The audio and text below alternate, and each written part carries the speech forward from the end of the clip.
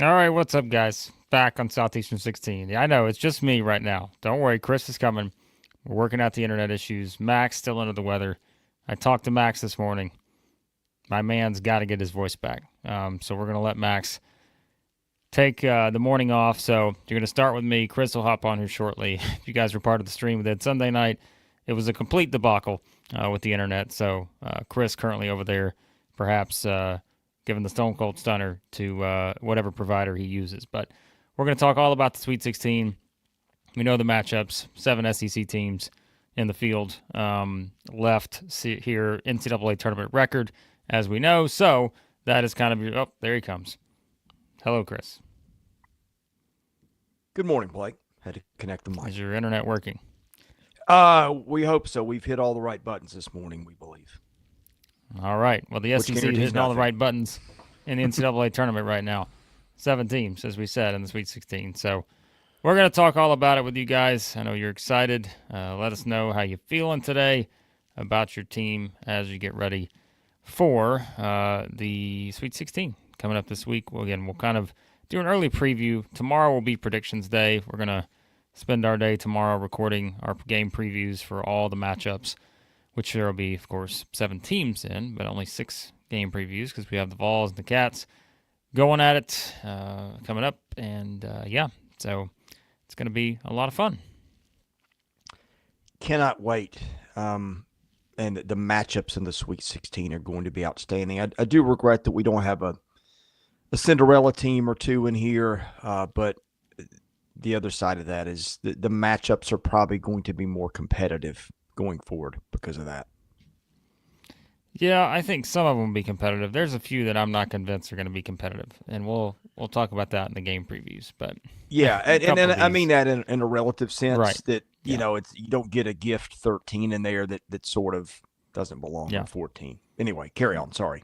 No, I just think that's that's one where we'll look at it here. I'll go ahead and bring it up now because we were kind of talking about this last night a little bit, but.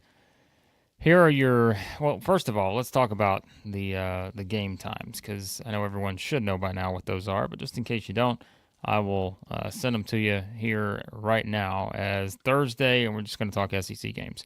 Alabama BYU is going to tip at 6:09 p.m. Central Time, not 6:08, not 6:10, 6:09 p.m. Central Time on Thursday. That is your start time for Alabama BYU. Florida Maryland 6:39 p.m. Central Time on Thursday. And then Arkansas, Texas Tech, currently scheduled for 9:09 p.m. Central Time on Thursday. But as always, my guess is that's not going to happen. It'll be later than that. So if you're on Eastern Time, that game's going well into the a.m. On that. So that's your Thursday schedule for the games. Friday schedule, you've got Ole Miss, Michigan State, 6:09 p.m. Central Time. Remember, not 6:08, 6:09. Tennessee, Kentucky are going to start at 6:39 p.m. Central, and then Auburn, Michigan, which will start after Ole Miss, Michigan State. Another game that is scheduled to start. It says 8:39 p.m. Central. I don't think that's going to happen. So that is your setup there for the game times. Those are very specific start times.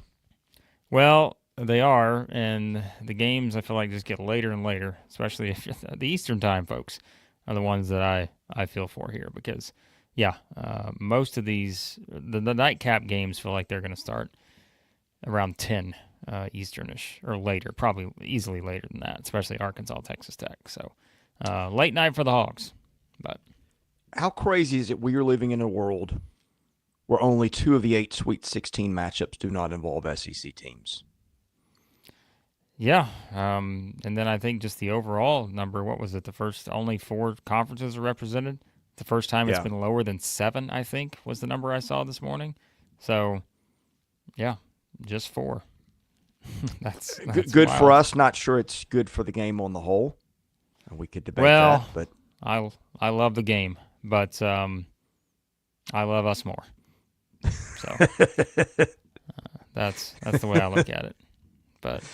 I don't know. How much is this going to be the case moving forward? I just think in this era, it's not going to happen every year. again, this is so far in this tournament, knock on wood if you're a higher seed, but it's like, I think it is one where you just those gaps for the upsets and all that kind of stuff maybe start to change a little bit. But NIL, transfer portal, all that stuff. I mean, man, it's perhaps that gap is getting a little more interesting between the bigger teams and the not so smaller or the smaller conferences and such. So yeah, and I don't know if it's a. I mean, the game is moving in the direction of favoring the Big Ten and the SEC. Just follow the money, and that is usually a good predictor of what is coming next. But it's also 1 year. I mean, we could see next year where, it wasn't that long where we had a St. Peter's in the final 8 or the Elite 8 and things like that. So I'm not ready to pronounce it done and it's this way going forward, but it is a very interesting and somewhat predictable dynamic. Yep. Well, we'll see how it unfolds from here. All right, let's get to a couple chats here. Unbiased Brim says, "Feel better, Max. I know you got sick, or not picking the Hogs got you sick." So Unbiased Brim's placing the blame on back. Well, hold on a second. I maybe I'm just all run together. I feel like we're all on different wavelengths here. I pretty sure Max and I both picked Arkansas against St. John. So I don't know if that's completely accurate. You guys may be going to the initial bracket picks, which again, I think those are subject to change, as we always say, and we changed some of them. The one we shouldn't have changed is Ole Miss. We should have kept our initial word on the Rebels, but that didn't happen. So, yeah, but Max, we're trying to let him rest up so he gets a little bit better. So, all right, here's a question I think is an interesting one. Asks, thoughts on Alabama with the easiest path to the Sweet 16 and still struggling. Now, I know, again, you said you're not trolling. I understand that. It's a genuine question. I think it's a fair question. They didn't play their best against Robert Morris and St. Mary's. I think that's accurate. But, I think they've got an interesting matchup coming up, without a doubt. Like, I think it's a tough game for Alabama. I mean, they're a 4.5-point favorite. By the way, I'll read you the numbers real quick. Alabama, 4.5-point favorite against BYU. Florida, 6.5-point favorite against Maryland. I'll give you just the rest of them, too. Duke's a 9.5-point favorite against Arizona. Texas Tech, 5.5-point favorite against Arkansas. Michigan State, only a 2.5-point favorite against Ole Miss. I thought that was such an interesting line when that came out. Tennessee, 4.5 against Kentucky, as we mentioned yesterday.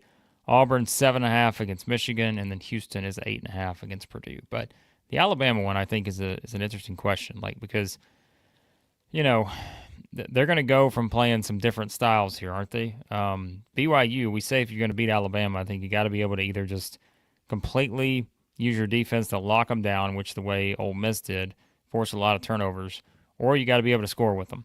And the thing is, BYU can score. And I think that's why this should be such an entertaining matchup, because you do have two teams here that I think are going to put up a lot of points. So, yeah, I'm kind of fun to dive into that one and look more at the matchups, which we'll do over the next couple of days. But I want to ask you something on Alabama. I want to ask you a series of questions and just see what you think.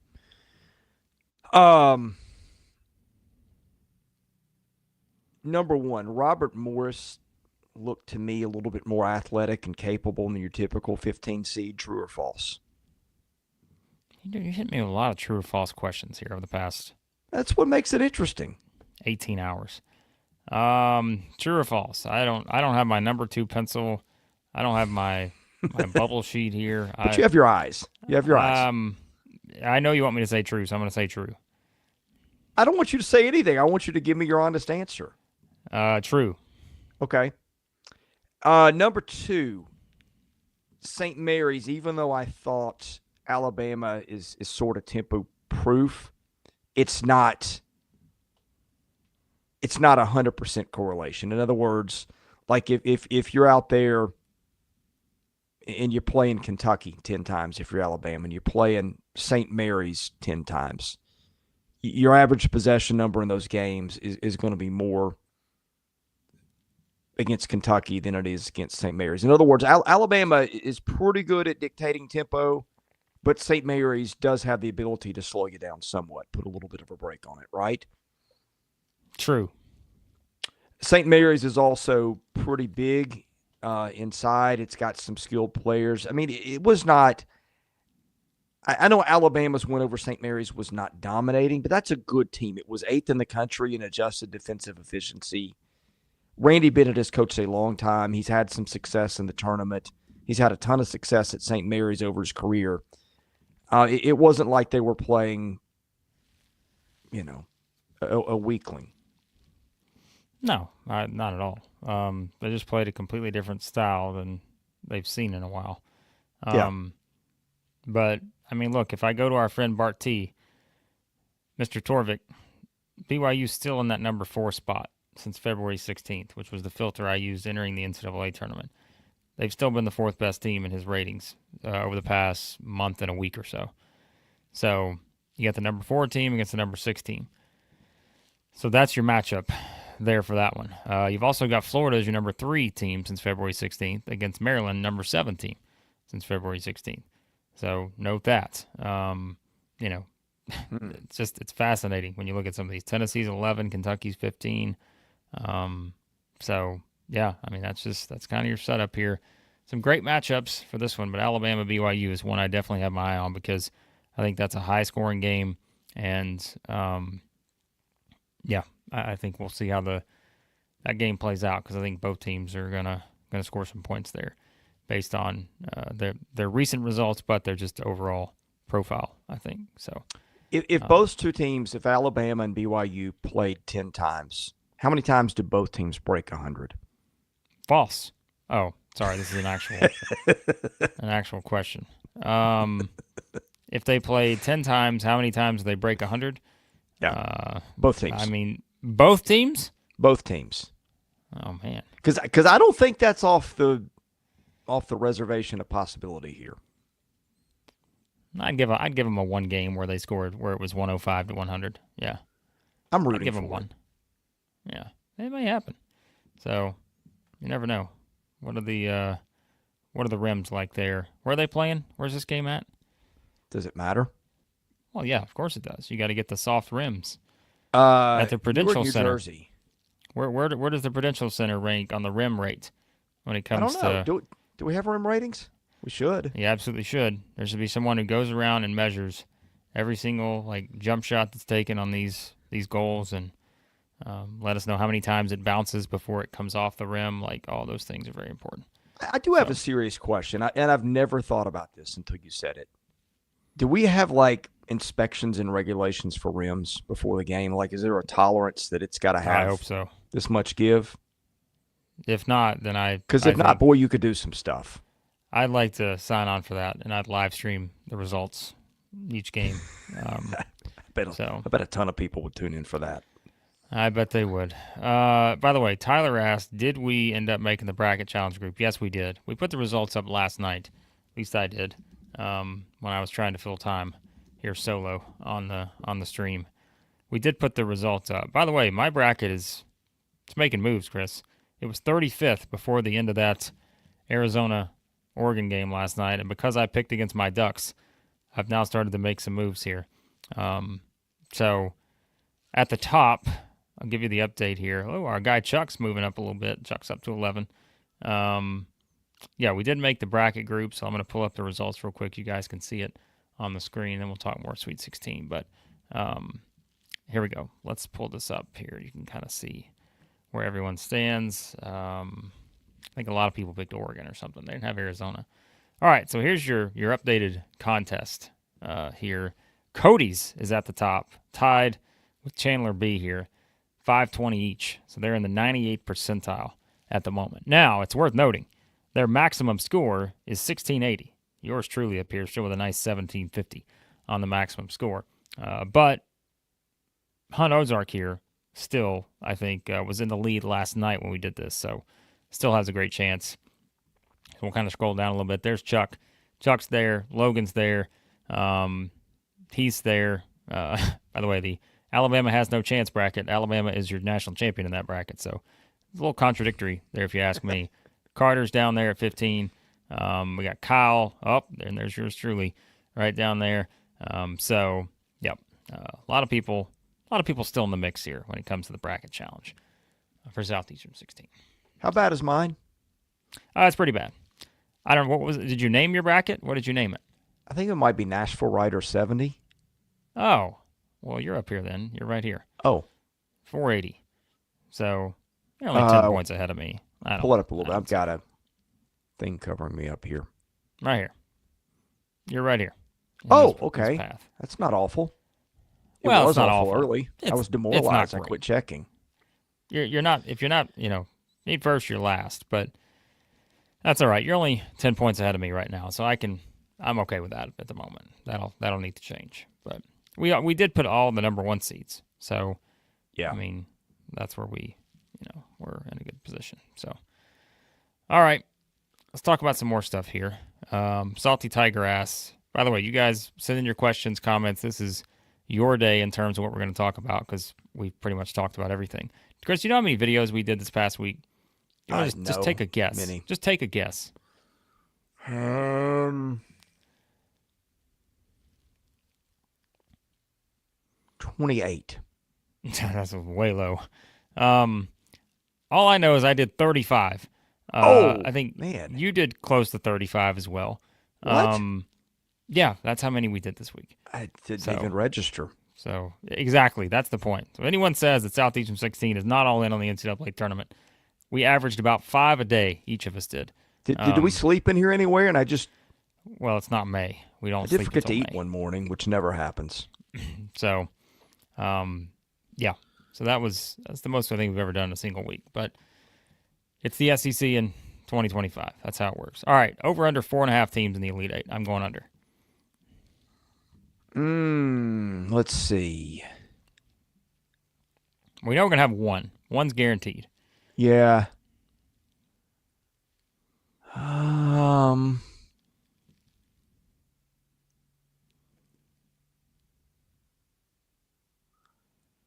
go over barely. And it's because I picked Michigan. Excuse me.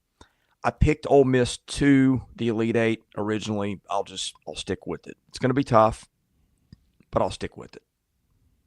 All right. I'm always the pessimist. I like to just lay low and let it just go into the universe itself. You don't need me picking it to happen. So I'll go under. But the SEC already had a team eliminated. So there you go. Team's already been eliminated from the Sweet 16. Unreal. Overrated. Optimistic Rattlesnake. Well, the SEC was only 500 against itself this year. That is true. All right. Optimistic Rattlesnake says Florida's win over UConn, very impressive. Yes, it was. I'm still of the opinion that may be their toughest game on the path to San Antonio, just because of everything that went along with it. We talked about that. Yeah. So, looks like Twitter's having issues. We're seeing here that we're having trouble streaming to Twitter. This is an issue on Twitter's. Okay, well, sorry to everyone watching on the Twitter. Not our fault for that one. So, yeah, I think Florida, it was a very impressive win. There's no question. No question about it. So, yeah.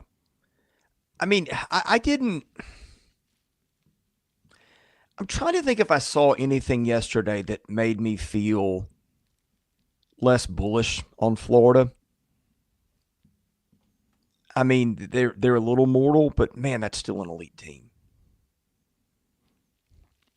Well, they can't shoot free throws, and that was my issue with them from the start. So that was yeah, really the only thing that I felt like if we look up, because it could have cost them yesterday. They missed 12 free throws or whatever, right?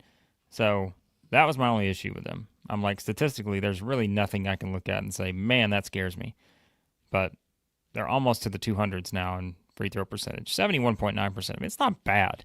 It's just, like we said, the free throws matter in these close games. And I had people telling me, well, free throws don't matter at all. I'm like, they absolutely do matter, because they're points that you're leaving on the table if you miss them. And so they absolutely do matter in a game where you're keeping score. But, that is something where I'm like, you get to the line 34 times, you make 22 of them. And I know, there were a couple guys that missed some of those, but still, that's the one thing, when you expect to have close games. But if that's the thing we're picking you for is free throw percentage, and that's it, then you're doing okay. So Well, and one place where I think they're going to have a decided advantage against Maryland is depth. well, yeah. Maryland's a 5-man rotation. Yep. And a darn good one, but well, anyway. And think about this. We're not going to go too far into the matchup, but think about this. Florida, one of the best offensive rebounding teams in the country. And you're telling me they're not going to get some offensive rebounds and somebody's just going to hack them when they get the offensive rebounds? So I think that is a chance to get Maryland in foul trouble based on how that works. But we'll talk more about that in the preview tomorrow. But that is one thing I've already got my eye on when it comes to this matchup. So, yeah. All right. Let's see what else the chat wants to talk about. I know Optimistic Rattlesnake wants me to be more optimistic. It makes sense. By the way, Sam with a bold prediction here. 6 SEC teams head to the Final Four. I agree. I agree with Sam. I think it's a great, I like the way Sam point. Thinks. It's a great point. Yeah, Shane, I tell you. Shane says, it's so sad that Max got sick during March Madness. You were worried it was going to happen to you. Yeah, come on. I mean, Max was a little deflated this morning when I talked to him, but I said, hey, you got to rest up because it's time for the Sweetest 16. 7 SEC teams left. We got to get rested up for this week. So it's okay. It's all right. I have a question. How were you the one of the three of us who stayed well the whole week? Why did you just ask me that? Because you know what's going to happen now. You did that on purpose. So that's all right. Well, when you're the one doing 35 it's not like videos, I need more work, on my own here. So, well, yeah. So you're going to be going solo maybe. But all right. Deacon's he's got 5 for the number. I'm going to assume that's Final Four teams, but maybe Sweet 16. Tuck, yeah, the SEC's dominating. 7 in the Sweet 16. It's nuts. It is. By the way, Razorback fans checking in. I saw you guys earlier. Arkansas fans excited. The Cinderella story of the NCAA tournament, Arkansas. Who would have thought? We did. So, by the way, Josh still laughing at the North Carolina picks. Yeah, it wasn't just us. There, people I saw change their brackets that put like North Carolina in the Elite Eight or the Final Four. Absurd. One game, they just had to show up and ball out one time, and everyone jumped on. Fell for it. Not gonna lie, fell for it. So that busted a lot of brackets right there. Luckily, I didn't go all the way in the bracket with that, but yeah, it was definitely something where it played out. So, all right. Here we go. $20 from Joshua. Is that Blake Lovell and Chris Lee? Oh my goodness, boys, the Hogs did it. The haters and the doubters have fueled the hungry group of Hogs. Is this the year of the Hog? People are asking. Woo Pig Suey, he says. People are asking, Chris, is it the year of the Hog? I don't know. Is that like on the Chinese calendar? I haven't looked at the calendar this year. What year is it in China this year? The year of the what? I don't know. We'll have to Google that. I'm not sure. Could be the year. What if it is the year of the Hog? Would that change your picks? Maybe. I may just pick Arkansas all the way to the national championship. So, yeah. Jaron's all in on it. Hogs past Texas Tech and Florida. Woo Pigs, what he's saying. So, yeah. So here's the most predictable thing I could see. Deacon saying people definitely complaining about the ticket prices in Atlanta. All right, Chris, you're the official scalper of the group. What's the lowest ticket you can find for Atlanta? Also, what's the lowest ticket you can find for Indianapolis? That's the question too. So let's check our trusty ESPN matchups here. I don't know why I like to do this. I just do. I know. That's your favorite thing. Ticket prices. I'm just curious. You like to price gouge people out of seats. That's me. That's, if I'm about anything, it's price gouging. Uh-huh. Okay. BYU, Alabama, tickets as low as $236. Maryland, Florida, which is in San Francisco, which is a little travel distance away from both teams. Tickets as low as $128. Yeah, that's not going to be the highest ticket out there. Arizona, Duke, and Newark tickets as low as $236. And this is a victim of geography too. Arkansas, Texas Tech tickets as low as $128. Yeah, I could have saved some time there. And then in Atlanta, tickets have gone up overnight, $506 there. 506. That's Ole Miss, Michigan Oh, State, Michigan State, Auburn, or Michigan Auburn. wow. Now this is a shocker, and I guess it's because of capacity. Yeah, it is. Lucas Oil. How many does Yeah. Lucas Oil seat for hoops? A gazillion. Lucas Okay. Oil, you can get in there, and for $190, they'll let you not watch the game. Like, that's what you're paying, is just to, Yeah. you can watch the game with binoculars and on your iPad. That's probably Yeah, how it like works for that standing room seating. behind like a big column or something. It's Yeah, probably they're 150 gonna see bucks. like the Colt mascot's gonna be sitting right in front of you, and you just I think that's the setup. So those Have you been to Atlanta Lucas Oil? prices. No, I've not. It's a nice place. I've been there for football. Hmm. Well, I am anti-stadium basketball games, no matter what the setting is. I just Yeah, think it's awful. I am too. But yeah, we'll see how they have it set up though. Well, there you go. Here you go. Bought tickets Atlanta on Selection Sunday, 175 each. Now the same tickets are 675. That is nuts.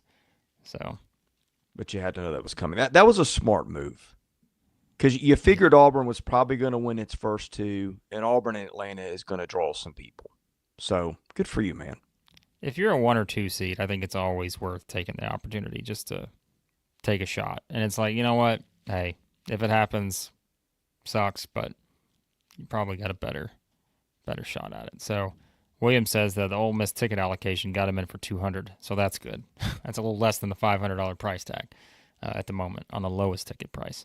So yeah, but all right, let's talk a little bit about Arkansas real quick because I know some people have been talking about that in the chat. Yeah, I mean, I think again we talked about the possibility of Duthero coming back and how they work him into things and um, yeah, I mean, you do kind of thinking about the matchup with Texas Tech. And again, we'll go into this in the previews, but I do think that's one where, as I was looking at it initially this morning, I still think Arkansas's defense might wind up being the story here because obviously Theo comes back. He adds another element to how they're going to guard.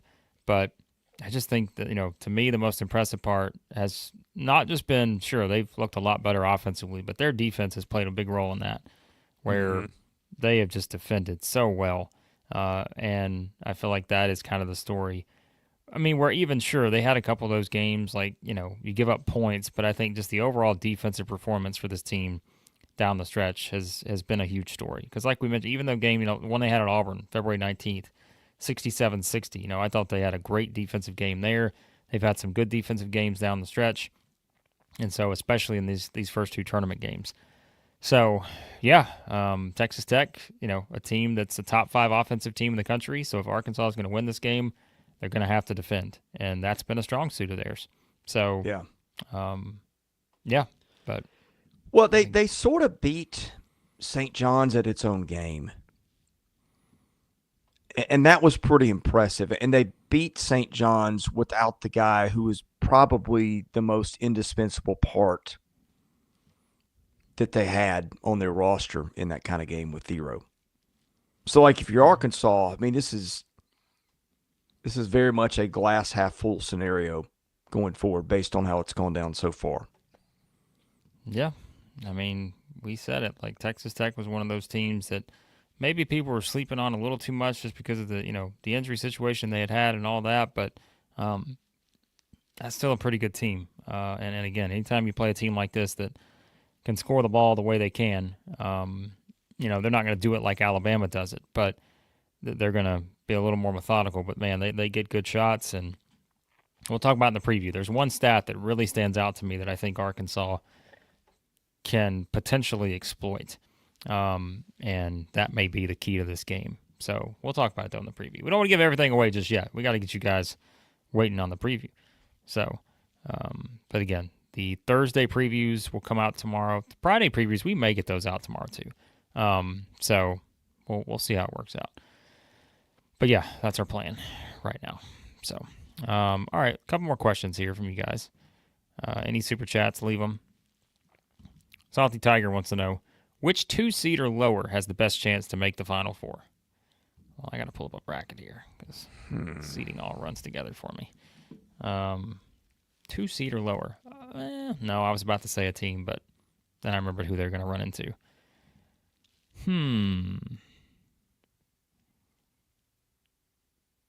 I mean, I'd probably go Kentucky. If we get to Kentucky we saw against Illinois, I think they can absolutely win games the rest of the way.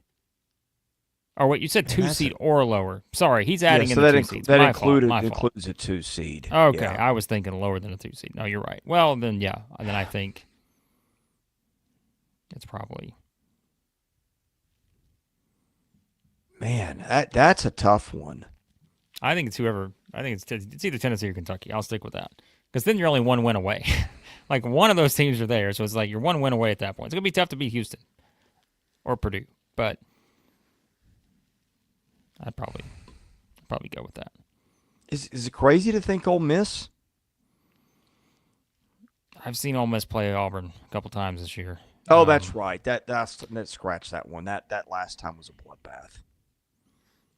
That was like a 30-point game, wasn't it? Well, the SEC tournament game was close. Okay. But the regular season one was. I'm doing this from memory. Am I right? Yeah, one of the regular season ones was okay. Pretty ugly. The one in Oxford, Auburn won by 10, I think.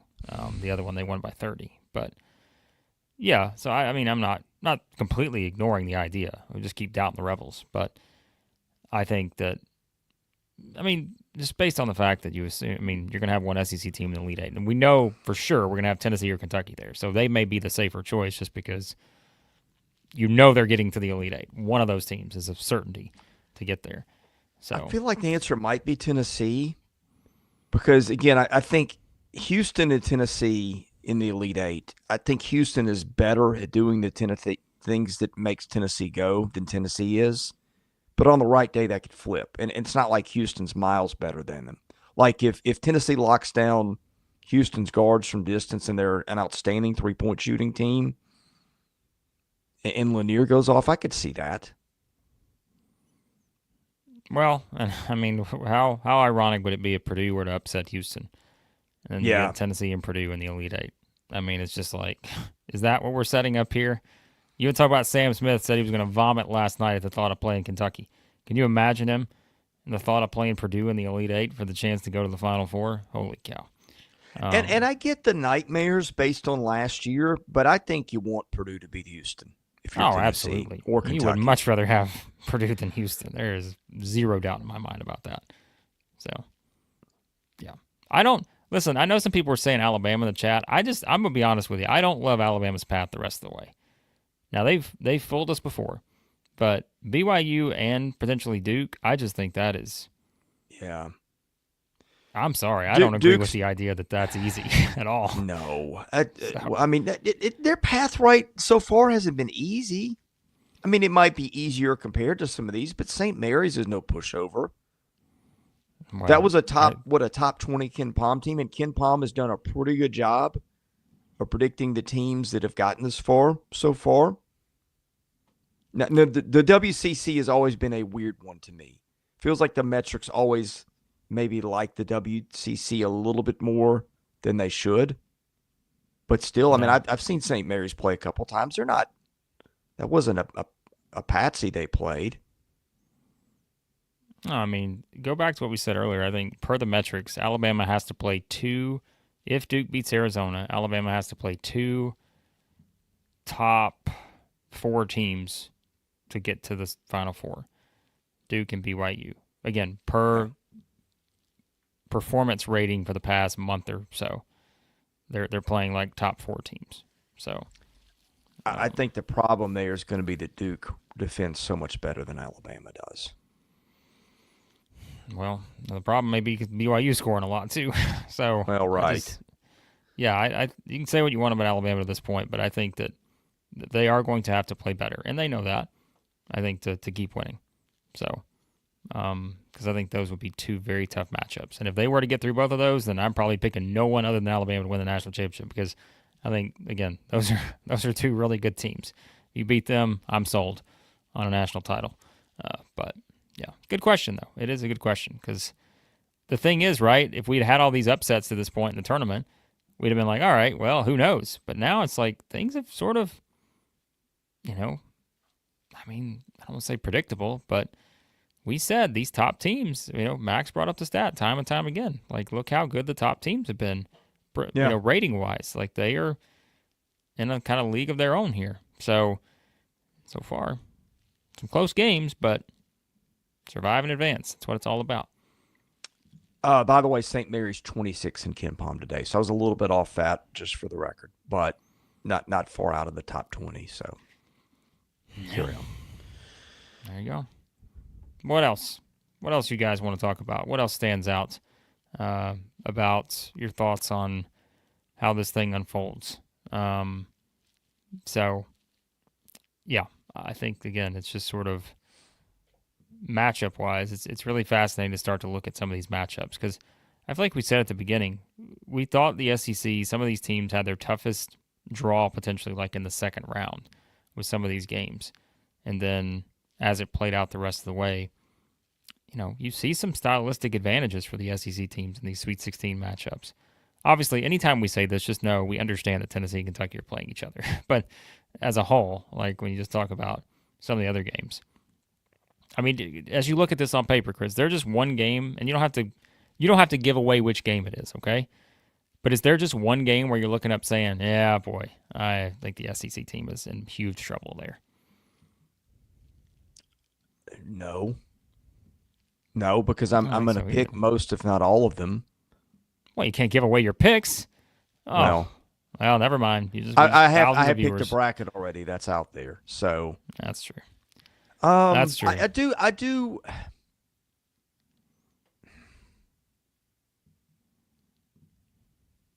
To be a little contrarian, I do worry a little bit about Arkansas because that horrible offense thing could show up any given night. I think their defense, though, is good enough to. It is, but what if they come out and can't hit a shot and their offense gets bogged down? You can say that about anybody. Maybe. Right, but I mean, you've really been able to say it about them at times. I mean, you're asking me. I'm not being critical of Arkansas. It's had a great run. I could see Arkansas advancing. If you're asking me to pick situations, that's probably the first one that comes to mind. I mean, and Tennessee has been known to do that, of course, too. But that's been less frequent this year. Well, I mean, here's the thing. The droughts for Tennessee, like they've been 4 minutes this year rather than 10 minutes.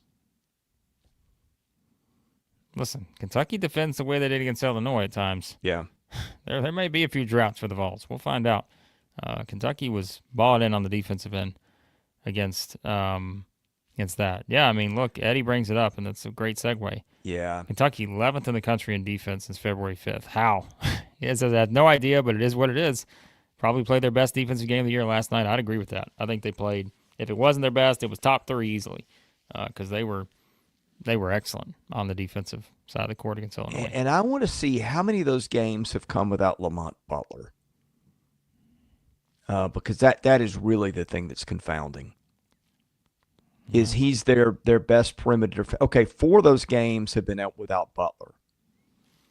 And a couple of more of those, most notably Oklahoma, he was limited, played only 8 minutes. So I guess that's just a case of a coach getting roster-wide buy-in and saying, hey, guys, look, if we don't pick this up, our stay is going to be very short in the postseason.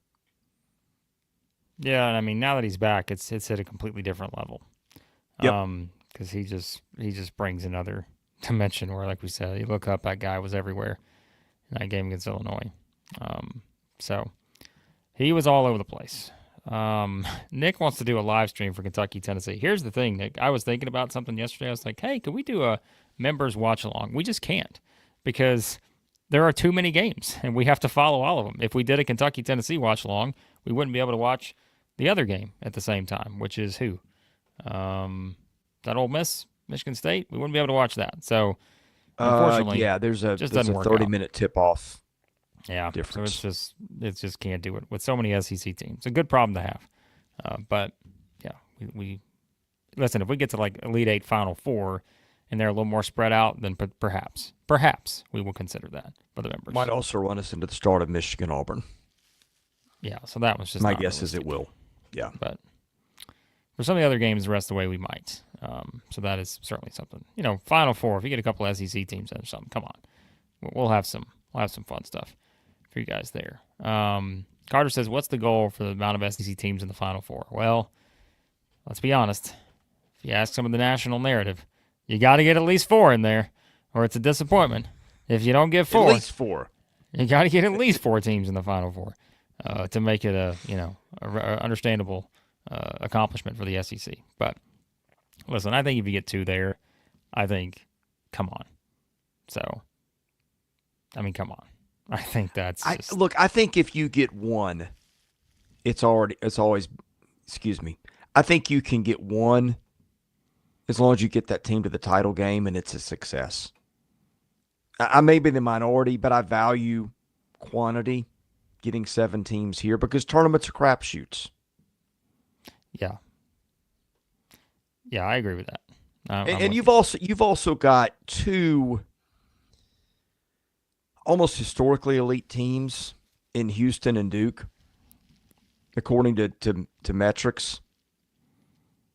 At a time where the power conferences are really dominating and the power's consolidated at the top. So I know what's going to happen. I know if the SEC remotely lets anybody down at any step, the machine is going to start.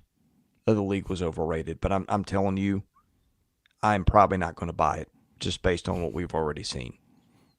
All right, I've already got the headline written. Are you ready? SEC loses 1 Sweet 16 team as Tennessee defeats Kentucky in whatever. Yes. Right? That's your lead-in title. SEC already underwhelming in the Sweet 16 as either Tennessee or Kentucky drops first game. Just leave out the other convenient part of the opponent. So, but it's media would never do that. No, media would never ignore facts. Right in front. Would never happen. By the way, Philip brought up a good point. What if you just do a watch along for both simultaneously? Captures the best thing about the tournament. It's not a bad idea for Philip's part. We'll see if we can pull something off logistically. We'll see what we can do. Don't hold us to that. But there you go. So, all right, let's get to this. By the way, Leanne's has brought up previously about the dolls, the Blake and Max dolls that get poked whenever we do something wrong. Hopefully, those things are had a little bit of a break to this point in the tournament so far. But yeah, we can only hope. So, all right, let's look at some other stuff. Holly wants to know, what are the plan for the live streams this week? It's a great question because I'd love to have an answer for you right now. I think our goal is to pretty much do this tomorrow and Wednesday, our usual morning slot here. But I say that with a caveat of if we get behind doing all the game previews, those are priority number 1 this week because we have so many to do. So, again, you'll get all those game previews and predictions and videos over the next... They might all go up tomorrow. We'll just see how far we get. But if not, they'll go up the next 2 days. And then, of course, we'll have reaction shows. And that's where it gets interesting because we talked about the game times on these things. Thursday... we're going to go live after the block of, who's that first block? Alabama and, Alabama and Florida. We'll go live after that block. And then Texas Tech and Arkansas, who knows when that game's going to finish, but my guess is we'll probably be doing something late that night too, and then the same formula for Friday. So, yeah. Yeah, our planning philosophy right now is best described as fly by the seat of our pants. Yeah. We also got to do something on Texas, and Sean Miller seemingly going to be the hire there. So we're going to do a video on that, giving you our thoughts on that likely hire, I think, as it sets up. You guys in the chat, let us know. You're very knowledgeable people. How would you grade the Texas hire of Sean Miller? Give us a grade. What do you got on there for that? We'll give you our grade whenever we do that video on that thought. Another accomplished coach coming into the SEC. What do you know? There's a surprise. So, All right, what else we got here? Guys, we're going to give you the 5-minute warning. Any questions, comments you have, let us know. Gary's ready. He wants to know, can Tennessee finally beat Kentucky? Third time may be the charm. Yeah, we're gonna find out. So, we're gonna find out for sure. I got a question for you, Blake. Uh-oh. Biggest surprise to this point of the tournament?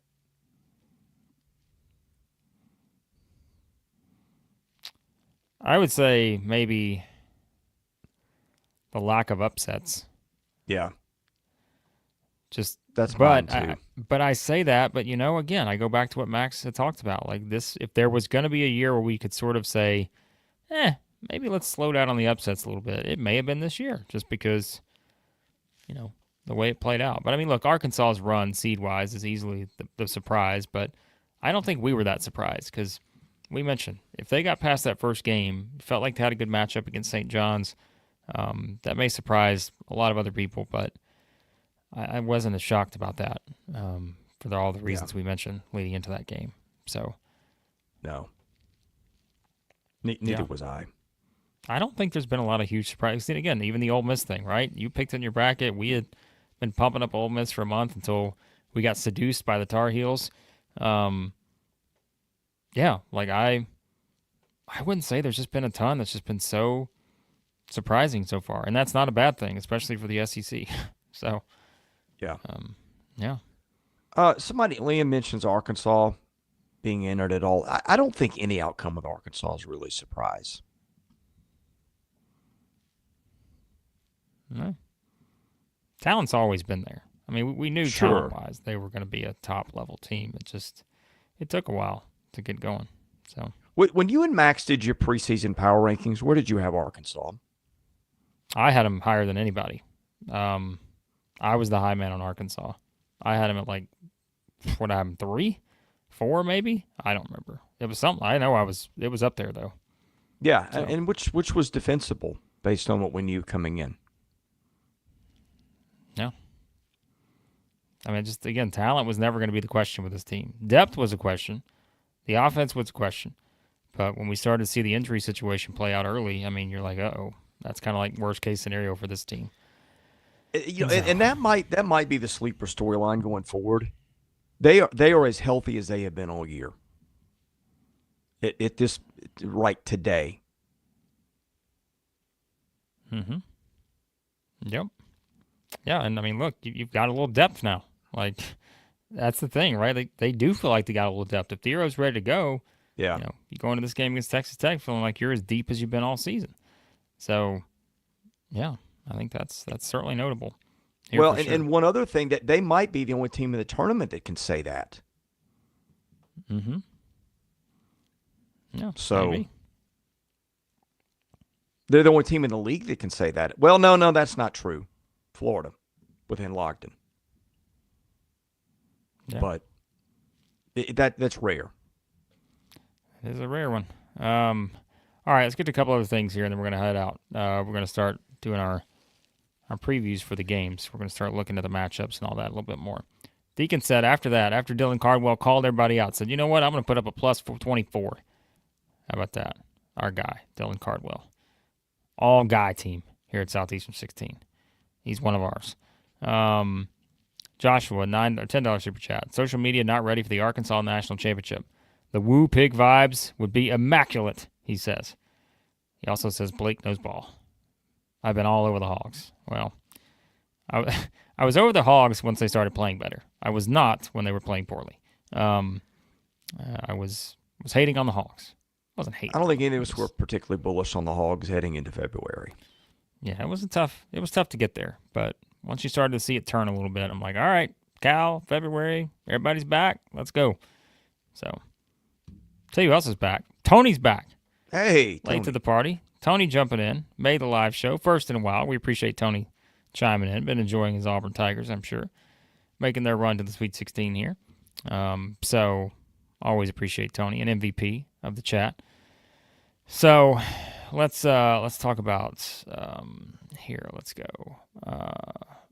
Yeah, Not sure about the 9:39 p.m. start for the Auburn game Friday night. Yeah, Auburn's in the late night prime time slot. So that's how it goes with these games. So Travis says, do you think Walter Clayton's the best guard in college basketball this season? He's one of the best. There's no doubt. Yeah. I'd have to look at the standings, but I don't think there's a lot of guys out there that have just been that good all season. Like, when's the last time we looked up and said, man, that Walter Clayton, he was not good in that game? When have we said that? Wasn't the case yesterday. I don't know that we've said that all season. So, I mean, legitimately, I don't think there's been a single game this year we can say that. And, of course, there are other guys too, but he's been incredible. Incredible. So, all right. What else? A little shout here. Question for you. Let's get a little love here. No, it's all coming to an end this year, guys. Let's not get too down just yet, okay? But I know what you're saying. A sincere thanks for all the coverage here at Southeastern 16. Just picked us up this year. Favorite channel. Until Auburn loses, then we're no longer the favorite channel because it's just going to crash out. So, no, we understand. Listen, you can take your break after your team gets knocked out. We tell everyone that's the deal we make with you. You're welcome to take a break after your team loses, but you got to come back. That's the only part of that equation. So, because as we say, we will be doing basketball year round. And so we'll have a gazillion transfer videos coming up. Transfer portal starts now. Like, there are probably 18 people that have transferred since we started this video. So Max and I will have you covered on all the incoming transfers in the SEC. We did it last year. This year, we'll be even more locked in on the transfers. So year-round basketball coverage. You'll have baseball, football. Like, come on. It's Southeastern 16. You know what you're getting. So I just thought of something. I've got the Final Four that would just break Twitter. Can I guess it? Yeah. I think you will. Okay. Arkansas is one of them. Yep. Kentucky's the other one. Although Tennessee or Kentucky, I think you could put in that equation. Kentucky versus Duke. Right? No.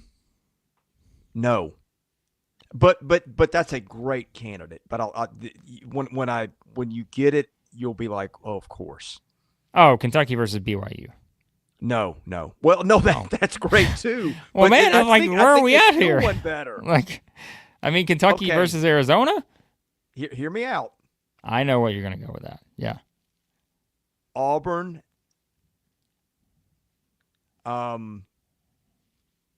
Arkansas. Alabama, Kentucky. Because, man, think of the possibilities. Okay, now I see where you're going. You could have Auburn, Alabama, the title. Okay. You could have Kentucky. Okay, I'm going to just – which – just in a – man, I want to see what happens. Which one are you rooting for? If you can only get oh, man, I don't even want to ask. I'm sorry. It's Kentucky, Arkansas. I love Auburn, Alabama fans, but it's Kentucky. I think that's the one. First time ever, Iron Bowl of basketball. I get it. It would be unbelievable. But you're telling me that the most bizarre coaching swap we ever thought we were going to see happens, and that's a potential for the national. I just, I mean, but come on. Could you imagine the run-up to that? Well, we got Donovan unsubscribed, so we've done something. But I'm just saying, I think that one would completely break the internet. Not that the Iron Bowl of basketball would not, but holy cow.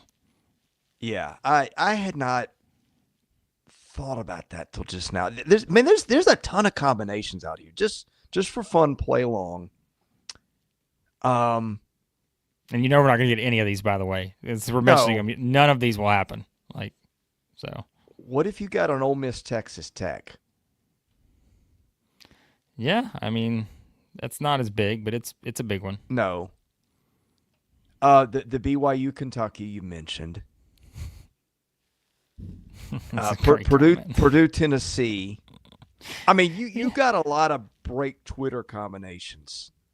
Not just break Twitter right now. We may be talking like government, like geographical, like changes. Can you imagine if Arkansas or Cal beat Pope in that matchup? Holy cow!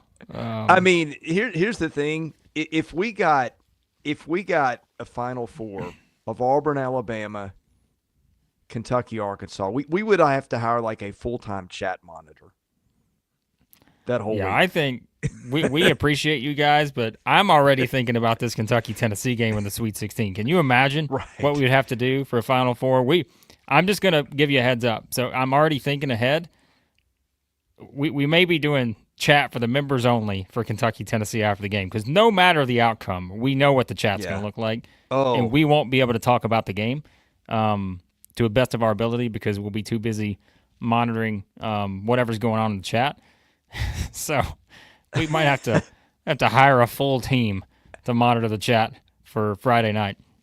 I mean, if you could take virtual things and make them, you could teleport everybody there in person. There's like a 50-50 chance a murder's committed in that spot. Oh God, Zach's here, by the way, jumping in at that time. Zach heard that, he's like, I'm out of here. Donovan, again, you will not be in charge of moderating the chat. Although a Tennessee-Kentucky game, I feel like you equally dislike both, so like we could actually maybe get away with the idea that you would actually do a pretty good job. In a world where I could just sit back and watch the entertainment WWE style, like Donovan would be the perfect mod for all that. Listen, everybody's weighing in. Let's let Donovan and Sam co-moderate. How about that? Let's see the fireworks there. Oh boy. Oh my. Yeah. So I don't know. It's just it's gonna be wild. By the way, people are even saying to this point, like, if Kentucky Arkansas happens, Paige here's saying might go to the local Habitat Restore. Just buy a couch. And just let it burn. So yeah, I just don't. The chat's going to be interesting this week. That's all I know. So yeah, again, our plan is not to. I know, Brian. Like, don't cut you out of the chat. We're not going to try to do that. But I'm just telling you, we're going to have to think about it this week, because that is the level of which a game we've not had before. So we will have to figure out what to do. May get the intern in there. We have to get Matthew the intern monitoring the chat. We may need a couple more. Tame. So, well, you say that now, Chris. Wait till one of these teams wins at the buzzer on a controversial call on Friday, and let's see if you're saying that then.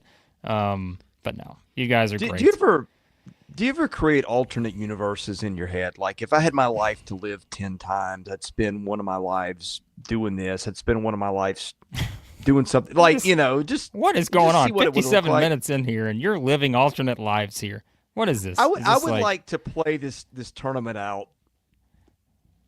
10 times and just give me that Final Four at least once, just to put it on display for the world. Yeah. Well, we'll see. We'll see. All right, some of you guys are getting worried. We will not cut you out of the chat, okay? We will find some people to monitor the chat. It's fine. Like, we look at all options here as we get ready for the sweetest Sweet 16 ever with the SEC. So there you have it. But these are great comments. The secret life of Chris Lee.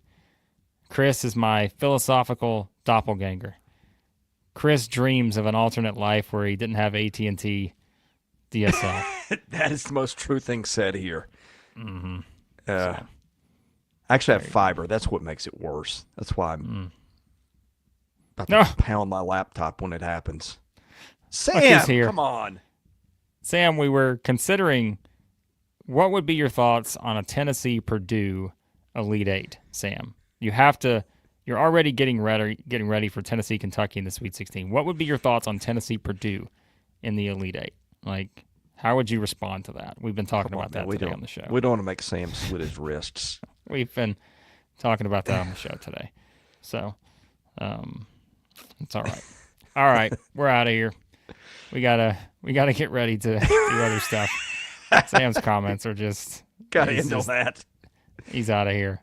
Like, I think this is the real point here. At least they don't have Zach Edey, right? Come on, Sam. Right. You got to at least appreciate that. Or what if they decided, like 5 minutes before the game, breaking news, Zach Edey has been cleared for one more college game, and he's actually coming back to play against the Vols in the Elite He went to Eight. the courts and said, "Make it happen."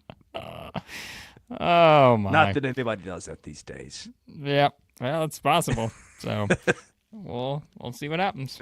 All right. Let me make sure we didn't miss any super chats, but I think we're good. By the way, new member, of course, the King of the North. Thank here. you, King of the North. Is that Bruce Pearl? See you got the he's sitting on the throne there. There you have it. All right, we're out of here. Zach Eady's not coming back. I've got to add this one. Oh, well, we'll see. So, I'm hearing Zach Eady may be available at the Elite Eight in an Elite Eight setting. So, just letting you guys know, Tennessee or Kentucky fans. I'm hearing that on the streets. So, well, thanks for joining us this morning. Hoping Max Barr gets well and joins us soon enough. Thank you all for being here. Hope this was as much fun for you guys as it's been for us. For Blake Lovell, I'm Chris Lee. God bless you. Have a great day. More basketball and, yeah, even some baseball content coming. I think we're doing power rankings around 1 Central today. Got to do some research on that. So see some of you here for then. Again, thank you for watching. God bless you. We'll see you again soon.